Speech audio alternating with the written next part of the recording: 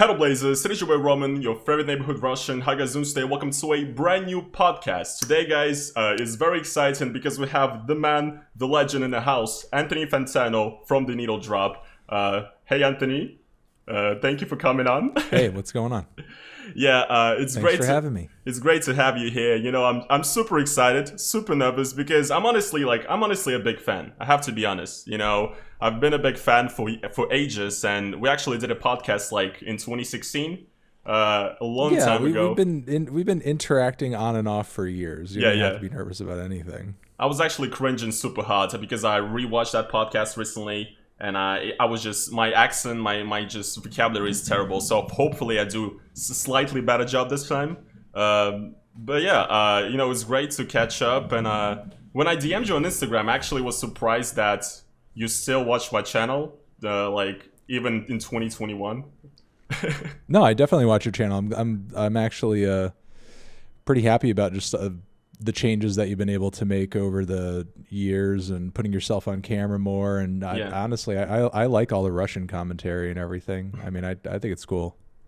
Thank you. I mean, yeah, you definitely seem like a person, you know, that's very interested in not just, you know, American politics, but anything that's going on in the world and stuff. So I guess it makes sense. And when you do like the Russian rapper videos as well, that's pretty like relevant to my interest. Sort of seeing like SoundCloud-esque.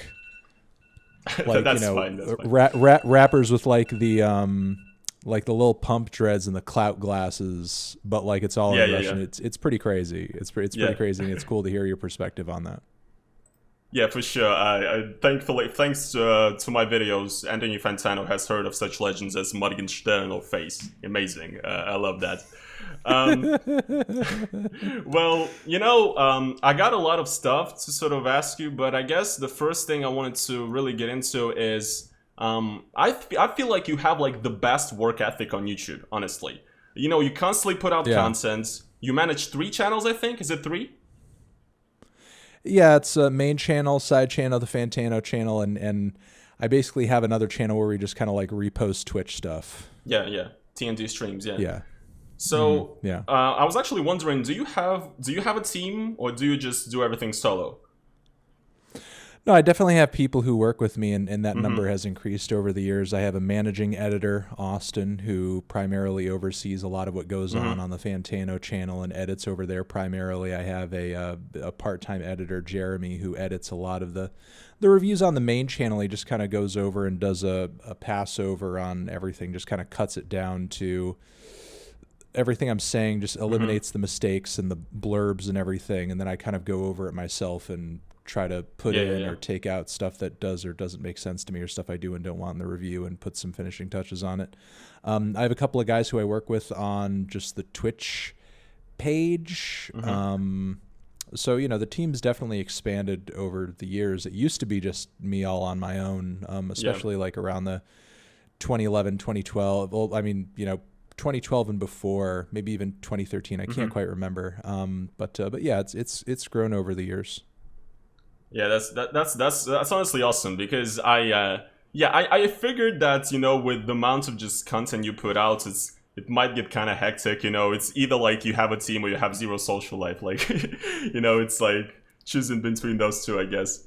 So, but I guess because of the fact that you kind of have this constant stream of the content, you know, the music industry is always, you know, it's always going. There's always new artists releasing stuff. So I guess I wanted to ask if you ever burn out. Do you ever have like moments where you're just done? You know, you want to just kind of head out and not do anything, you know, or I guess you can't be out of ideas, right? When music is being released constantly. You know what I mean? Yeah, I mean, it's you know, I think for what I do, the idea is mostly just to kind of stick to the formula that works, you know, and just try to address each new popular release that comes out, you know, with it, and try to dig up some underground gems that I think are, you know, worth listening to in the process. Yeah, I mean, there's really like no shortage of anything to talk about, especially since things with the vaccines rolling out are starting to get semi back to normal. I mean, we're not there yet, but you have a lot of big releases and album rollouts starting to drop now, with the anticipation that there will be like touring in the fall and touring in the start of 2022. I have friends of mine in the booking industry who are very, very busy at the moment and are excited to get back to work. And as great as it is to start seeing things come together, I think it's important to remember that we're still at a point where I think we're still crossing our fingers, Yeah. Like the only reason all this work is being done is just in the off chance it does work out.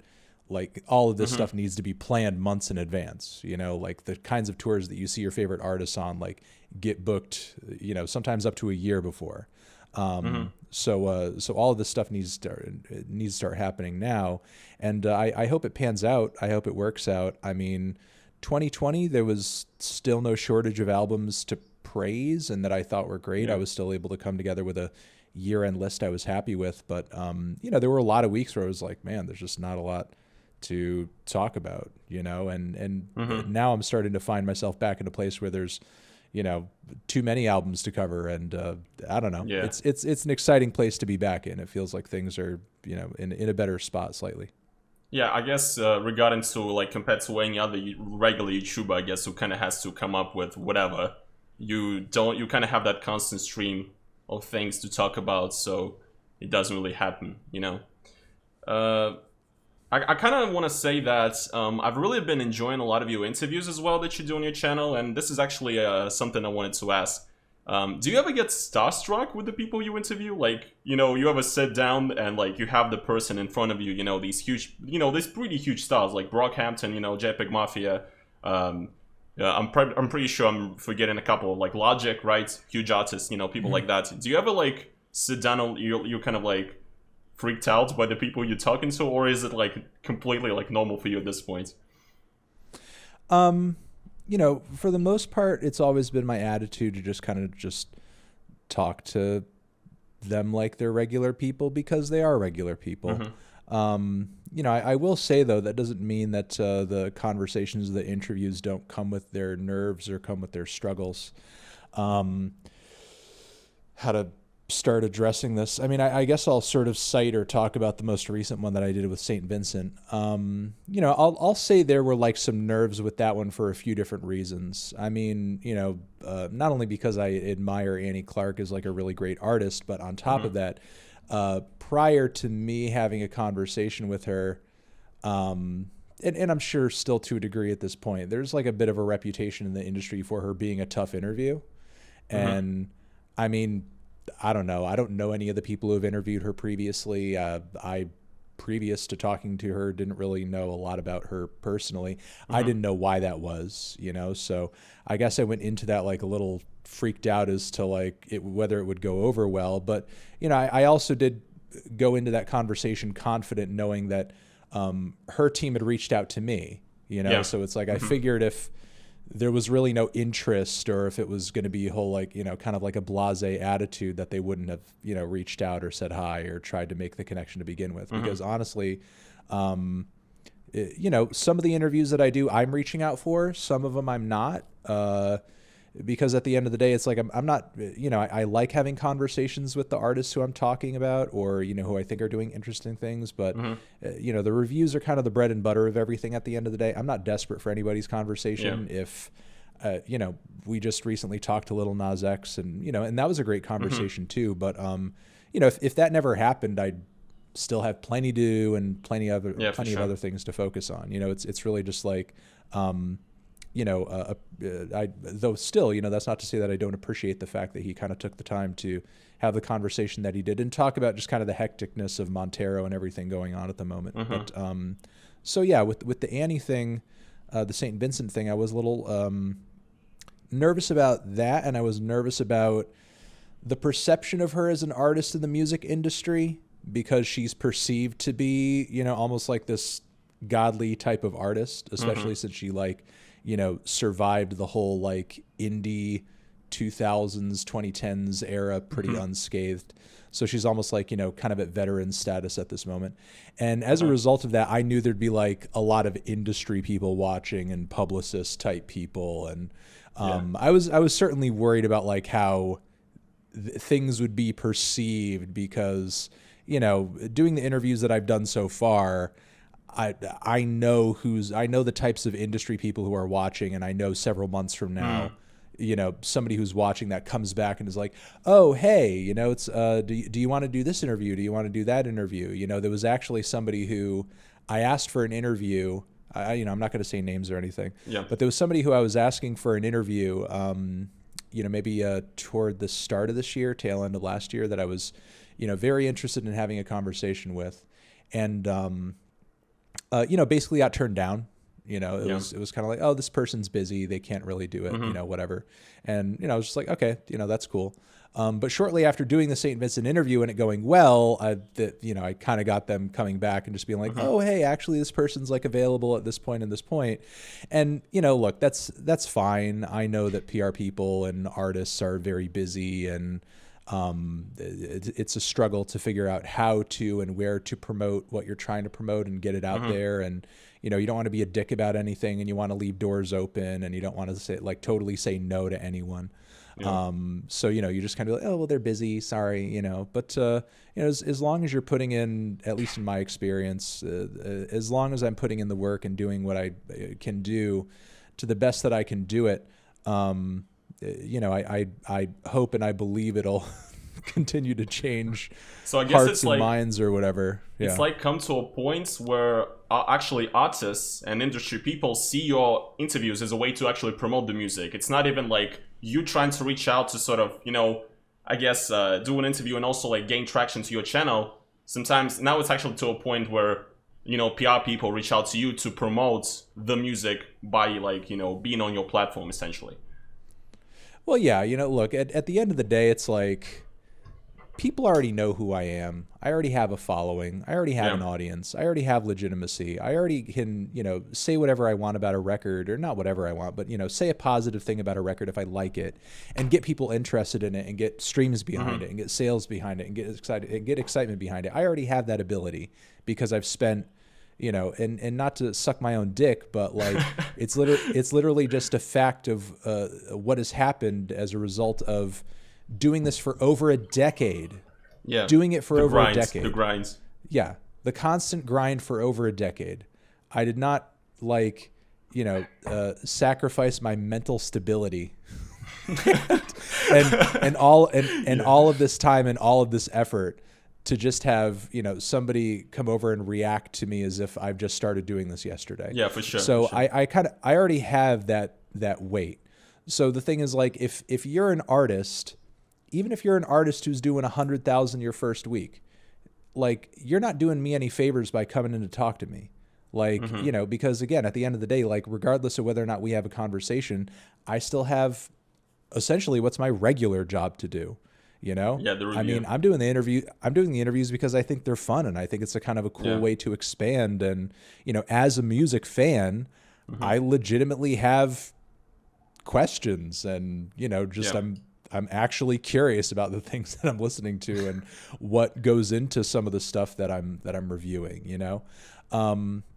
So, look, at the end of the day, I feel like these interviews, they're great, and I like doing them, and I think that they're really fun, and I like them because my audience likes them, and I like doing things that my audience likes.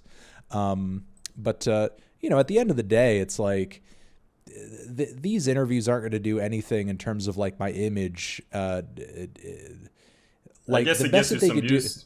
I don't know. Well, what I'm going to say is, like, the best that they could do is like rehabilitate my image in the eyes of industry people who like, by virtue of what I'm doing, I've almost like kind of made an enemy of over the past 10 years because, for the past decade, I've been basically the guy who gives the negative review, the guy who gives the shitty review, the guy who, like, you can't really kind of come to terms with any kind of agreement or anything with him, or, be like, oh, can you do a promotional this, a promotional that? Because you don't know if he's just going to turn around and just be like, hey, this record's shit.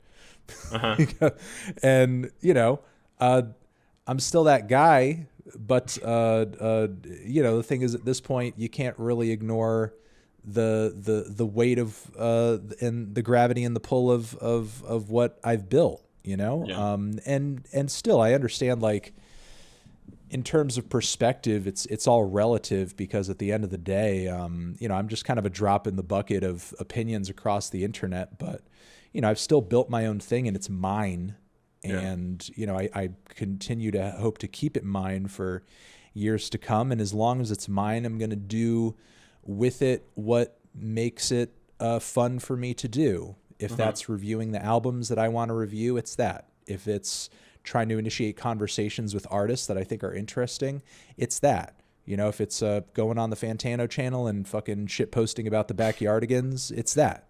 You know, so yeah. So I guess you know, since you've done a lot of these, you don't really find yourself in a position where like a fanboy or something when you get recognized. Because like for me, you know, as a person who's not in the music industry, obviously in any freaking way, apart from releasing garbage on SoundCloud, you know, for studio beats or whatever, it's like I'm not in it. So whenever somebody from the, I mean, there's been a few cases of it, right? But recently, like, I'm gonna use this as an example, and I'm not flexing or anything, but I'm just using this as an example. Like this, literally, I was literally freaking out. So I got a DM on Instagram from Sarah Benito, from Kara Benito. What? No way. Saying she watches my videos. I was like, what the fuck? I was freaking out, dude. I was going insane. I was like, Jesus, this is unbelievable. It's like, was this as a result? Did you reference their music in your stuff or something? No. We had a conversation and stuff, and she was like, "Yeah, I mean, I just stumbled on your videos randomly and stuff," and I was just like, "This is insane," you know. It's for me because I feel like I'm so far removed from anybody. You make cool content. You make cool content. You've been on YouTube for how many years at this point? And on top of it, I know this sounds like really soulless and, you know, kind of reductive, but you know. The internet has put us all in a position where, you know, musicians, just everybody is in the content creation boat. Everyone's in the content creation gulag at this point. You know, there's such a tiny, I guess, like separation between people who are like digital publishing books, musicians, and vloggers at this point. You know, because especially considering like how all of these mediums have been fed into these streaming based platforms where you're kind of getting paid per the view and that sort of thing, you know. Now I mean I hope at some point, you know, artistically and revolution, you know, artistically and I guess content wise, we can reach like a revolution point where we're not just all collectively getting screwed by the Spotifys of the world, you know, as they just kind of like, you know, provide the platform but like leech immensely off the creativity. But yeah, you know, sadly, but also there are some positives to it as well. We're all just in this content creation boat on the as long as we're putting out our stuff on the internet. I guess the reason why, you know, YouTubers obviously, and especially YouTubers that like make music, you know, because most YouTubers who make music, it's awful, right? Yeah. So I guess you're not waiting on the new Rice Gum mixtape though. Is the new Rice Gum mixtape dropping?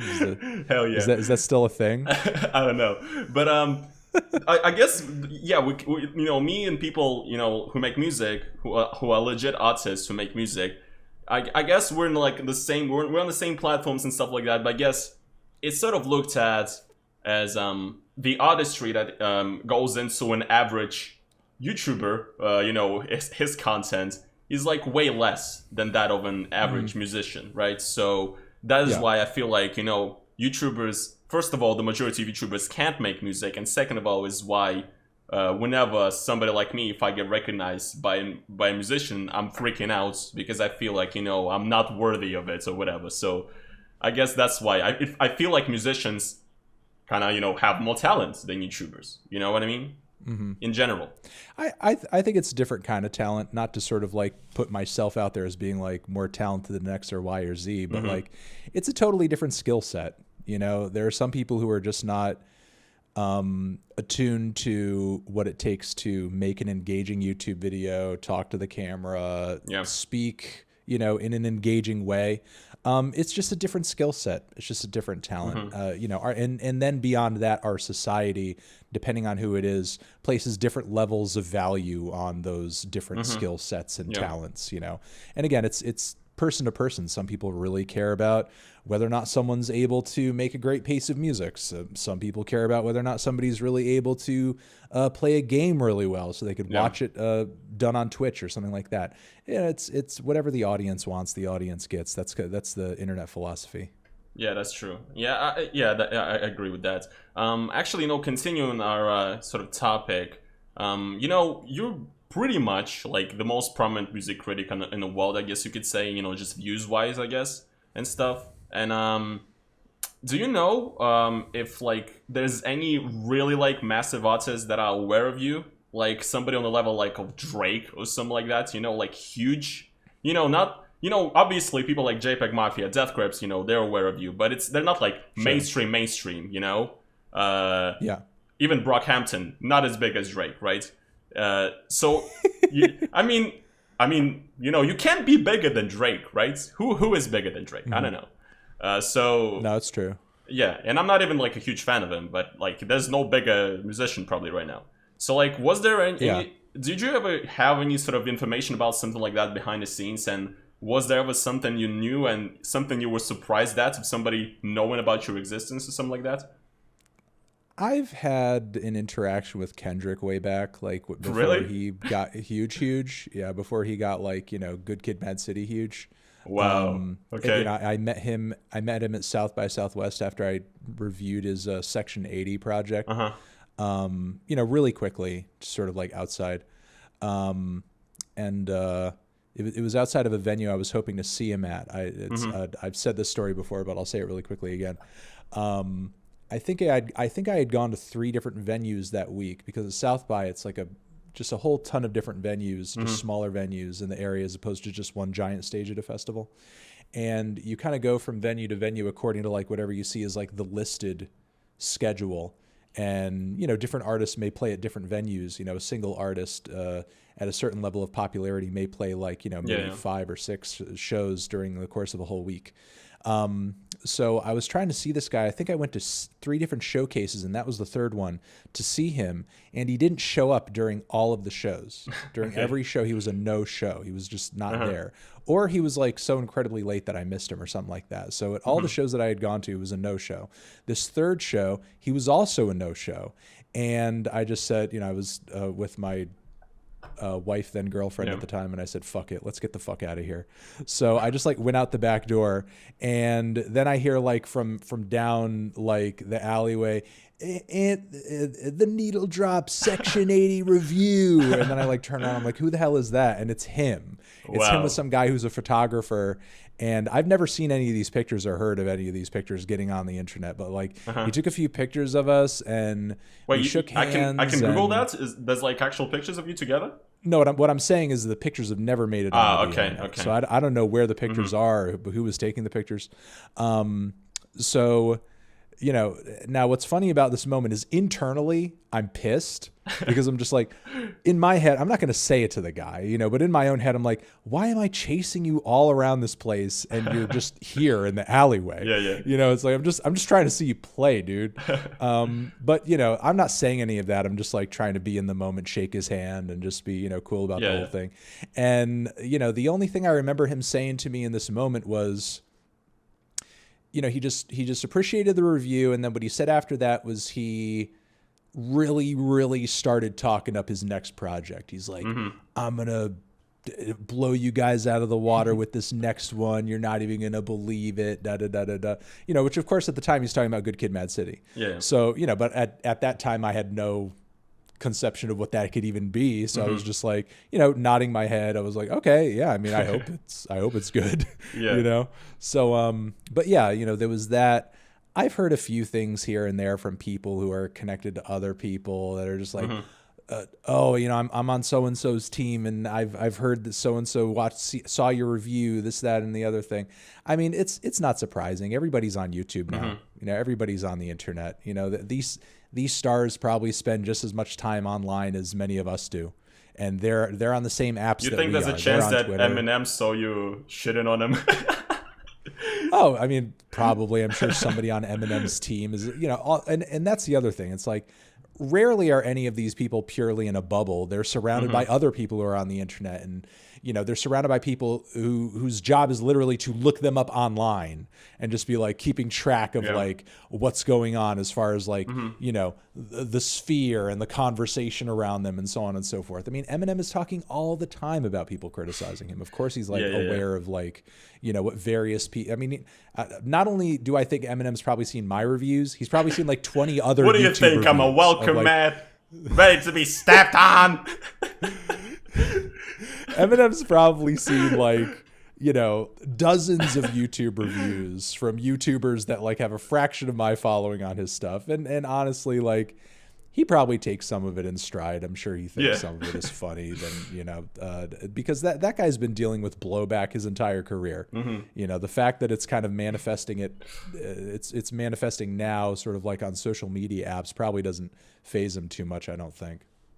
All right. Well, that's really cool. I've actually never heard of that story. I know the story of you meeting, MC Ride, because I've heard it. And there was like a video uploaded from like a podcast with you, but I've never heard the Kendrick story. So this is pretty sick. Well, I actually wanted to ask you about, I know you have some like musical skills yourself. You do like segments of playing bass and stuff, and I really loved your Mark Rebille collab. Is it Rebille or Rebille? I'm not sure. It's Rebillet. Oh, Rebillet. Oh, okay, I was so wrong. It's okay. French. It's French. Yeah, I thought it was Rebille or something. Okay, Rebillet. There we go.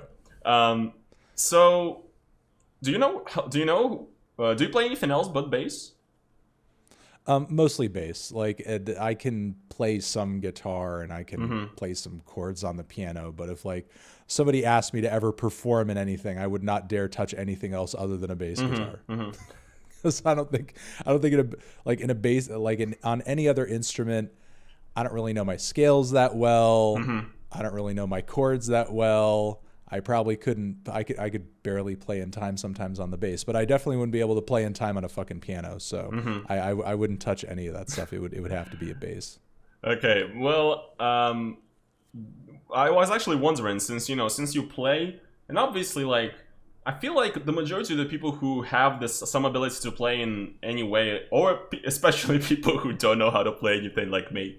Everybody likes to try. Everybody sort of tries to make some music. So, like, I was wondering, do you ever write songs like on the low? Is there like a hidden Fantano mixtape line somewhere? It's not a mixtape right now. I mean, I did that Cal stuff for a joke every once in a while.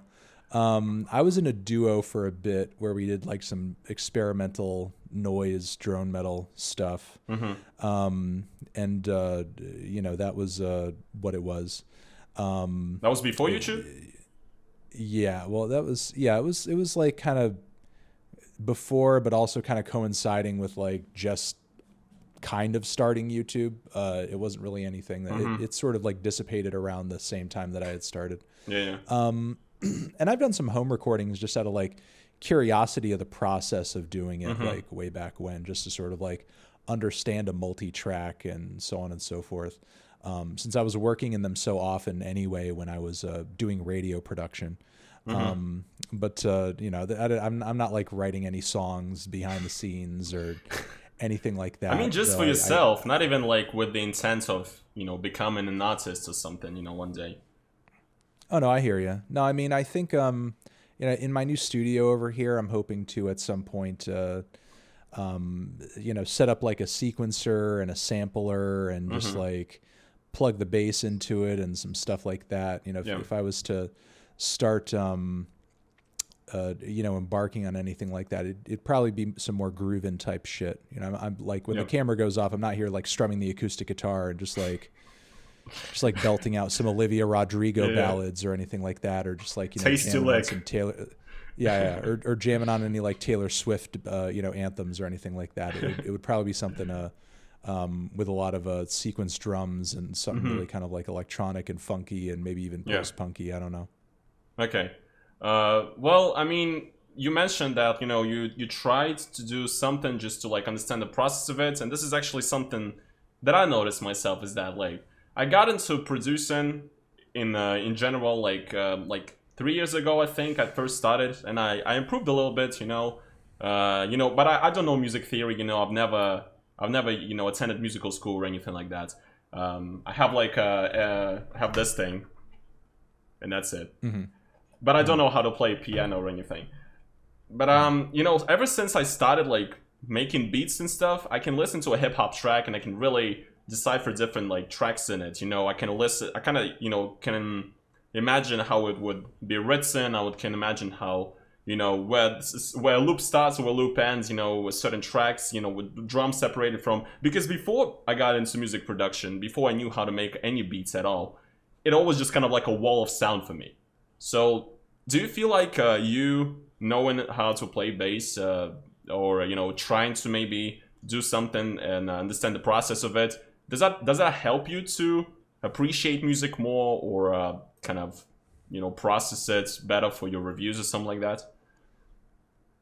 I think it gives you sort of a certain perspective on it. I think it depends on what instrument you play sometimes, but considering the combination of melody but also rhythm that the bass I guess provides, you're kind of like straddling there a little bit, kind of both worlds. And on top of it, another thing about it that I guess kind of trained my ear about the whole thing is if I ever wanted to learn to do anything that was not handed to me by my bass teacher, I needed to put on a CD and figure it out myself. And that meant having to try to listen past everything else going on top of the bass. And, maybe even like turn the treble all the way down just to sort of like make out what's happening, to sort of just like, hear it through my really shitty stereo in my room and then sort of like try to play off of that. It definitely caused me to sort of like not just listen to music in a sort of surface level way, but try to pick out certain elements to separate certain sounds, to be able to, I guess, pull them apart in my mind so I could pick out certain parts and focus on that part and focus on another part. Yeah. So I guess, this is actually a question I wanted to ask you as well, is that, I asked you if you make any music, so you said you really don't, but is that like, is there a reason for that apart from like you just I guess not wanting to do it? Because here's the thing that I feel, and I think a lot of maybe YouTubers or people who are not like in the music industry or something would feel is how the majority of YouTubers, again, music they make is awful, right? All these diss tracks and all that shit, it's bad. And so there's a very few YouTubers who actually manage to sort of get out of that and become legitimate artists, like Joji or whatever. There's probably a few more that I could mention, but I can't right now. So is there maybe I'm just thinking maybe the reason why you feel like if you did put out something, first of all it would be like excruciatingly criticized just because you're like the guy who criticizes music. So like it has to be fucking perfect. If you put out something, people are gonna be like, you know what I mean? Like, this guy shit on this artist, but his music isn't better, so fuck him, Oh no, I hear you. No, I mean, people are gonna feel that way regardless. I mean, if I was like that much of a perfectionist, you wouldn't even see me on the internet playing bass. You know what I mean? Like, you wouldn't even see that, because like even after, and look, I'm completely aware of like my limitations as a bassist. I mean, there are some times when I'm recording those little clips that you might see on TikTok or something, and I have to go, I have to go into Final Cut, and I have to cut a few things and move it over just to make sure it's like all on time and everything. Which I think like maybe in a studio recording wouldn't be so bad if it was like a whole 5-minute recording and you're talking about like a single bass note, but we're talking about like 15 to 20 seconds of audio, which is going to loop over and over and over again, and you're going to become intimately familiar with that whole section really quickly. At least in my mind, anyway. So it's I don't really think easy that's to a kind bad of like, thing, though. I feel like I don't know, unless like a person who's making this song is extremely like so good. I feel like the majority of musicians honestly do that. Like, no, they do. All I'm trying to say is that like, I'm aware of my limitations as a bassist because when I'm doing that stuff, I have to fix certain things, you know, before I put it out. And even after I've like lined it all up, I'll get comments where people are like, "Oh, it's off time. Oh, that's terrible. Oh, that's the worst. Oh, that's the one." It's I literally like in post made sure it was like all perfectly lined up just so you wouldn't fucking say that. So it's like, you know, there's going to be people hating because of what I do. It's you know, honestly, it's like at this point, I can't even really sweat. Like if I came out with a piece of music, people, you know, listen, if I took a shit, people would give it a light 5. So it's like, doesn't really matter. You know, you know, if there was like some video that leaked of me shitting on the internet, there'd be like nothing but comments was like, I thought this shit was a strong 7, blah blah blah blah, and it's like, okay, all right, fucker. But yeah, you know, it's like I guess it's really hard to sweat that. You know, I guess if I ever wanted to like try to make a career of it, which like at this point is not even really like a temptation. You know, I feel like I'd maybe like to at least like try my hand at putting out some stuff anonymously, just like to get, if I get any reaction to it, like an unbiased one. But like, you know, but that's if I was trying to make a career of it. If I make some track in my back room here in the next 2 months that I think is kind of cool, you know, I have no issue just kind of putting it out there. You know, I don't think it's a big deal, honestly, especially since like, I feel like there's been kind of like a sort of a creative revolution amongst a lot of artists that have kind of openly embraced the freedom of, you know, dropping music in a really, I guess, kind of open-ended way on the internet. Yeah. I mean, I think JPEG Mafia is like that, right? Or something. Well, not just him, but I recently had an interview with Mike Shinoda of Linkin Park, where, you know, he was talking about this exact thing where he's just like, you know, look, that guy has made multiple records where they had huge budgets, huge studio, immaculate production, all the bells and whistles that you could ever want. And to this day, he still has access to that stuff. He can go make another one of those records if he wants to. Call up his people, call up his label, get some musicians in. He can make one of those records tomorrow if he wants to. But what does he do? That guy goes on Twitch and he's just making random fucking beats. And then he takes those beats and he just puts them out on streaming, you know? Because that's, as an artist, what he finds most gratifying in that moment. Now, you know, you look at me in here and, you know, things are going well, but I don't have a huge soundboard. I don't have studio musicians. I don't have an engineer in here recording all my fucking shit for me or mixing it afterwards. I mean, of course, if I come out with something, it's not going to sound the best. But, you know, honestly, like considering, you know, a guy like Mike Shinoda is just kind of putting out some chill shit, you know, just because he feels like doing so as an artist. I don't feel like it's such a big deal.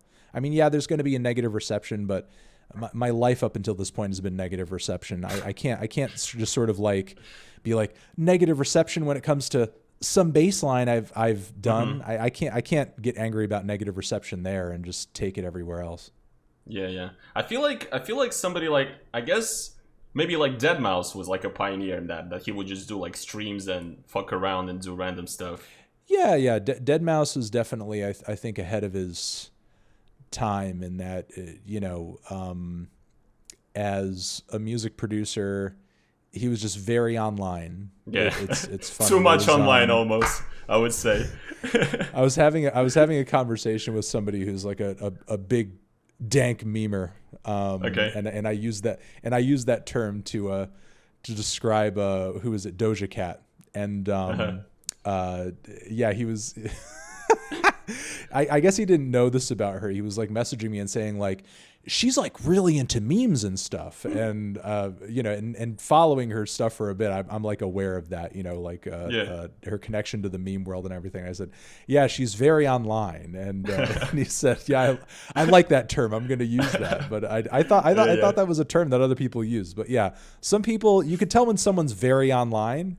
And Deadmau5 is definitely very fucking online. Oh yeah.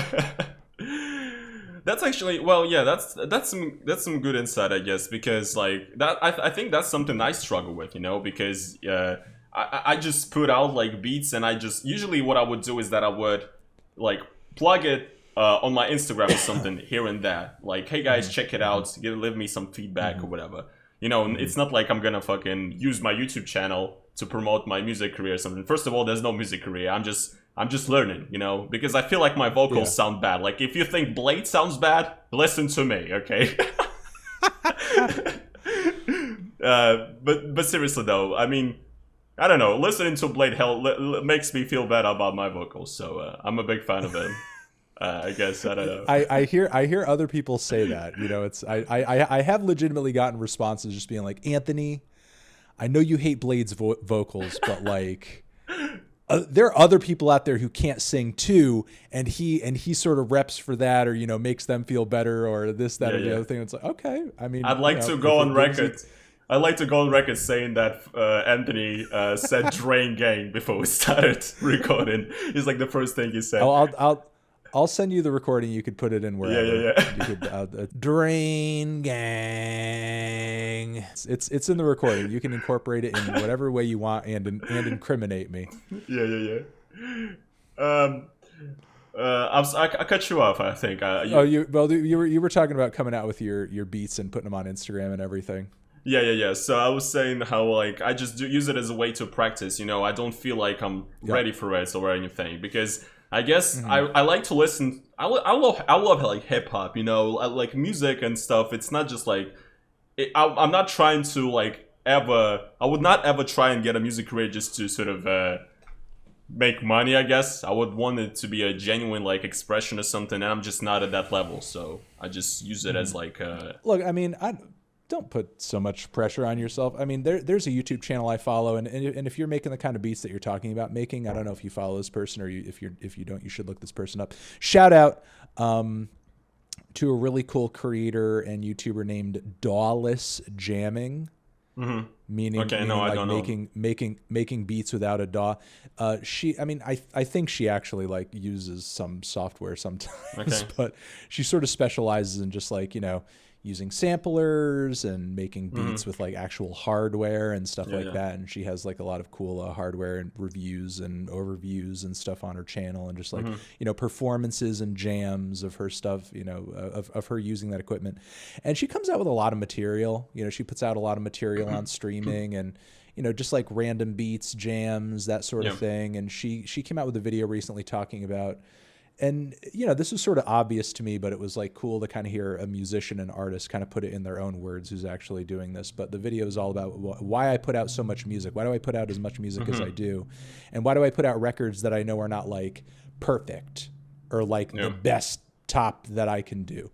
And, you know, a lot of it came down to just wanting to have an outlet, just get stuff out there, acknowledge the fact that we live in a different kind of media space creatively in terms of how the audience is consuming things. I mean, you know, there's really no end to the amount of time somebody who's listening to your stuff could binge your music or binge any kind of content that you're making.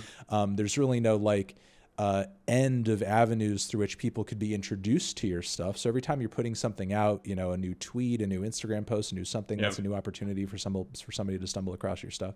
And, you know, as hard as you work on what you do as an artist or as a creator, you know, I'm sure you in the past have put out videos or put out content where you're like, oh, that's not my best, or that could have been better. But, you know, occasionally you get reactions that are like, oh, this is my favorite video you've done. This is the best. This is the, So it's like, you know, even you as the creator don't have sort of like, you know, the final say as to like how appealing something you're saying or doing is going to be. That's true. Know, so even if it's not perfect, sometimes it's worth putting out there, because, hey, you know what, like when I think about it, I've done tons of reviews of stuff, and very positive reviews. Some of my favorite albums are albums where, you know, a certain instrument isn't like played amazingly, or the recording is really lo-fi, or, you know, there's like some kind of like glaring imperfection to it.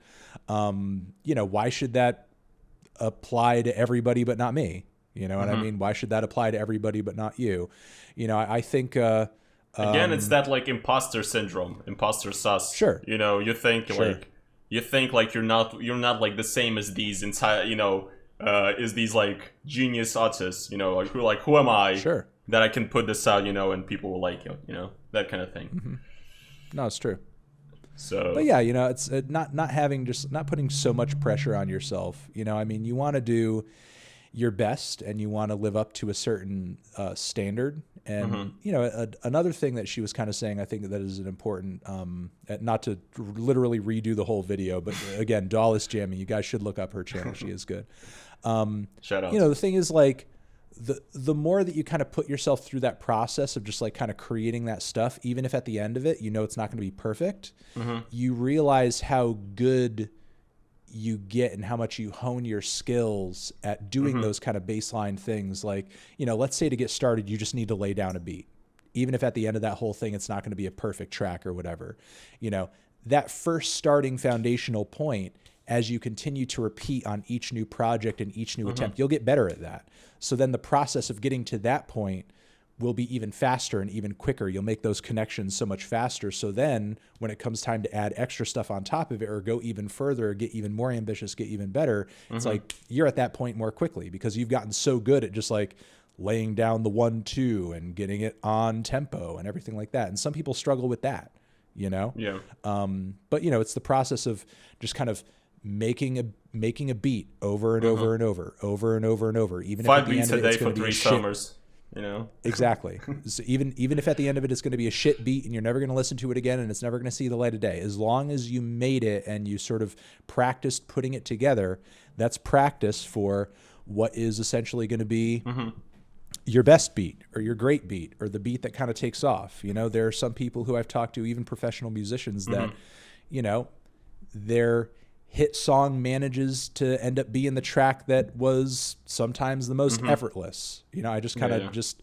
whipped this out in the studio. It was an improv. We just kind of riffed on it, or for whatever reason, this song took me 30 minutes to write. But in order to get to that point, you had to write all your hard songs, you know, to get to that point where you're just like kind of doing it effortlessly or doing it fluidly. It's practice. Yeah, that's actually some pretty good motivation, I would say, for all the like inspiring producers and stuff out there. You know what I mean? That's well, and to take it full circle, because you know, just the general content creation pool that we're in, it applies to most, if not all, types of content creation. You know, it's like my best advice to anybody who's trying to start doing anything is just to start. Because the moment that you start, the moment you realize how much you suck, and the more you do it and the more you come to, you know, it's like people get discouraged because they realize how much they suck. It's like, no, that's actually good. You know, the worst thing is to suck and not be aware of how much you fucking suck. Oh yeah, yeah. Because then you're just like, you're literally just like drowning and you don't even know it. You know, to suck and to be aware of how much you suck is to be aware of like what you need to do to improve, and those improvements are not going to come quickly. And you know, the continuing to be aware, just knowing how much you suck, is just only awareness of like things that you can make better. You know, the trick is to be aware of suckage, but not let the sucking, not let that stop you from putting anything out or continuing. You have. It reminds me of there's like a video on YouTube, which is like I guess like a excerpt from like a Instagram story from Blade. He says like, when you give up, that's when you fucked up. Get your fucking racks up. That's essentially the message. No, I'll leave it with this. This will be the last thing that I say, and we have to kind of start wrapping things up to bring it back to a personal thing and bring it back to a humbling place because we sort of started the podcast just really sucking my dick in my balls and talking about all the things that, I'm doing and all the things that I'm working at and all that. So, we referenced the interviews earlier. The interviews I'm nabbing interviews. They're going well. I'm having conversations with people who I never thought I'd talk with before, and the audience is loving them. Look, there are really weird and awkward portions of those interviews sometimes. There have been points of those interviews even recently that I've had to cut out. And personally, I struggle in the midst of some of those interviews because, as I'm coming to recently learn and understand, I'm sort of like coming to know this through, just appointments I'm taking in my adulthood, but I struggle with like some ADHD, which I'm still kind of coming to, terms with and getting a full grasp of, because I don't really understand it as much as I would like to. And, but the thing is, like, there's been a lot of stuff happening in my life as of late that's sort of like made me come face to face with the limitations that's put in front of me. And, as kind of a condition, I don't know what you'd call it technically, it affects all people who have it differently. But, at least in regards to me, one of the things that has sort of insulated me from ever having to come to terms with it is because I can hyper focus like a machine on music in, a really weird way. But simultaneously, I struggle staying engaged and aware of what's going on in conversations, luckily. And, when there are conversations about stuff that I enjoy doing, or that is like, something that I'm very passionate about, it's easier. But sometimes, even in the midst of interviews, and there have been comments that I've gotten on YouTube where people are just like timestamp and just like, why is Anthony zoning out here? And, or it's like, why did so-and-so say this, but then he totally diverted into a different topic? Or I don't think Anthony noticed that this person said that or reacted in this way. And honestly, like going back and like looking at those comments, it's because, I'm not, because a lot of the time I'm not as engaged, like, and this is why it took me so long. I didn't realize how unengaged I was the entire time. I thought, I was, and not even just in terms of these interviews, in my own personal life, in just, interactions that I'm having with other people. And, I'm legitimately, struggling with this while I'm doing these interviews. And, during some of the interviews in my own head, I'm just like, pay attention, pay attention, pay attention, pay attention, pay attention, pay attention. I think I can relate to some degree, Yeah, don't fucking get distracted by this or that or the other thing, and actually like be as hyper aware as you can be. Because another thing I have, when it comes to talking and conversations, sometimes I'll have audio processing issues, and sometimes what I'll hear somebody say is not actually what they said. Yeah. And I can imagine like the Brockhampton interview was probably hell. Like there's like 20 people. The Brockhampton interview was fucking hell. But those guys are very humble and as nice to me as they could be, and as nice as pie. And I know if I ever had any issues during an interview or whatever, they'd be totally understanding. But yeah, a lot to keep track of like that can be really overwhelming, and just trying to stay as engaged as I need to and as I possibly humanly can during an interview is something that, I may get some comments where it's like, hey, he's zoning out here, but it's not as bad as I guess it could be, or it would be if I didn't care, or if I was just kind of like, letting it totally take over.